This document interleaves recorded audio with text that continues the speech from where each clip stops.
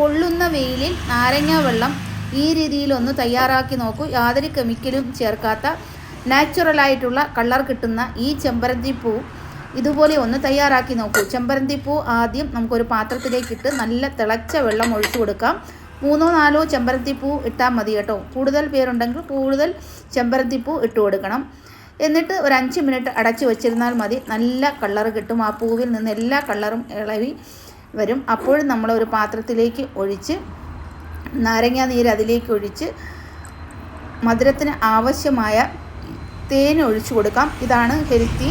അഗർ തേൻ ഇല്ലാന്നുണ്ടെങ്കിൽ ഒരല്പം പഞ്ചസാര ചേർത്ത് കൊടുക്കാം. പഞ്ചസാര ഇല്ലാതെ കുടിക്കുന്നവർക്ക് ഒരല്പം ഉപ്പ് ചേർത്തും കുടിക്കാവുന്നതാണ്. വളരെ ഹെൽത്തിയാണ് ഈ ചെമ്പരത്തിപ്പൂവിൻ്റെ ചായ കേട്ടോ. ഇതുപോലെ നാരങ്ങ വെള്ളം ഉണ്ടാക്കി ആർട്ടിഫിഷ്യലായിട്ടുള്ള കളർ ചേർക്കാതെ കുടിച്ചു നോക്കൂ.